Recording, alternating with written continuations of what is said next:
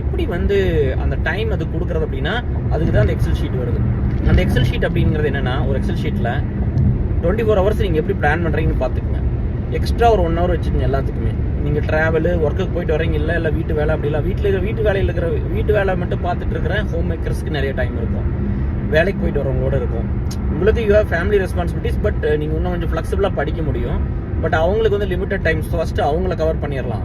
அந்த எக்ஸல் ஷீட்டில் ஒரு நாளைக்கு எவ்வளோ மணி நேரம் நீங்கள் படிக்கிறீங்கன்னு எழுதிக்கிட்டே வாங்க. அப்போ ஒரு வாரம் கழித்து பார்க்கும்போது நீங்கள் வேஸ்ட் பண்ண டைமையும் எழுதுங்க, நோட் பண்ணிக்கிட்டே வாங்க. செகண்ட் வீக்கில் தெரிஞ்சிடும், இதெல்லாம் நம்ம டைம் வேஸ்ட் பண்ணிக்கிறோம், இங்கெல்லாம் போகக்கூடாது, இதெல்லாம் வேஸ்ட்டு இப்போ அப்படி நம்ம பண்ணக்கூடாதுன்னு நம்மளுக்கு தெரியும். செகண்ட் வீக்கில் இன்னும் கொஞ்சம் கரெக்ட் பண்ணி ப்ரொடக்டிவிட்டி அதிகப்படுத்திடலாம். நிறையா கொடுக்கணும் டிஎஸ், உங்கள் டைமை நீங்கள் எவ்வளோ கொடுக்க முடியுமோ அவ்வளோ டைமை கொடுக்கணும். சரியா? நிறைய டைமை ஸ்பெண்ட் பண்ணி அப்புறம் படிங்க. சரி, அதுக்கப்புறம் மறுபடியும் இம்ப்ரூவ் பண்ணிக்கிட்டே இருங்க. இம்ப்ரூவ் பண்ணுங்கள், நிறைய படிங்க. அப்புறம் ப்ராக்டிஸ் தான் டிஎஸ். அது வந்து உங்களுக்கு இதெல்லாம் வந்து பேஷனாக இருக்கிறவங்க வந்து இது பண்ணிடலாம். பேஷன் இல்லாதவங்களுக்கு வந்து கஷ்டமாக தான் இருக்கும். எனக்கு சம்பளம் பத்தலப்பா, நான் அதனால வர்றேன், எனக்கு வந்து ஐடி வரணும்னு பேஷன்லாம் கிடையாது. ஒரு 10 வருஷமாக வேற நான் சொல்கிறேன் பாருங்க, ஒரு 10 இயர்ஸாக நான் வேலையே பார்க்கல, இல்லை ஒரு 10 இயர்ஸாக வேறு வேலை பார்த்துட்டேன். நான் எப்படி உள்ளே வர்றது அப்படின்னா, இதுதான் முறை. இதை பண்ணிவிட்டு நல்லா படித்து முடிச்சுட்டு ஒரு ப்ராஜெக்ட் ஒன்று நீங்கள் பண்ணணும். ப்ராஜெக்ட் பண்ணிங்கன்னா ரியல் டைமாக நீங்களே இம்ப்ளிமெண்ட் பண்ணிடுவீங்க. அப்போ வந்து என்ன ஆகிரும் அப்படின்னா, MS Access டேட்டாபேஸ்லாம் ஃப்ரீயாக உங்களுக்கு கிடைக்கும்ல.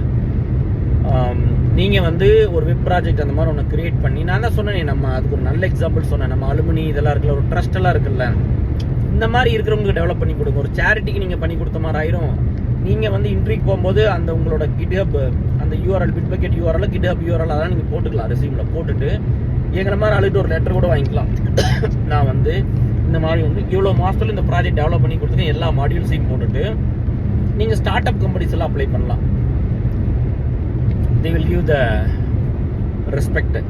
ஓகே, இவங்க வந்து இப்போ டெக்னாலஜி படிச்சிருக்காங்க, இப்போ ரியல் டைமாக இதில் ஒர்க் பண்ணியிருக்காங்க. நீங்கள் என்ன பண்ணணுங்க, ஒரு ப்ராஜெக்ட் மட்டும் பண்ணி பார்த்தா போதும் டிஎஸ். நீங்கள் வேறு ஒன்றும் பண்ணலாம் வேண்டியதில்லை. அதை ஒரு ப்ராஜெக்ட் டெவலப் பண்ணிங்கன்னா எண்ட் டு எண்டு பண்ணிடுவீங்க. UI எப்படி டெவலப் பண்ணணும்னு உங்களுக்கு தெரிஞ்சிடும், சர்வீசஸ் எப்படி கோட் எழுதுறதுன்னு தெரிஞ்சிடும், டேட்டாபேஸ் எப்படி கிரியேட் பண்ணுறதுன்னு தெரியும், எப்படி வந்து அந்த ப்ராஜெக்ட் வந்து அந்த செக்யூரிட்டியில் இம்ப்ளிமெண்ட் பண்ணியிருப்பீங்க, எப்படி வந்து இப்போ ஒரு கஸ்டமர் வந்து லாகின் பண்ணுறாங்க அப்படின்னா எவ்வளோ கஸ்டமர் லாகின் பண்ணுவாங்க பர் மினிட்?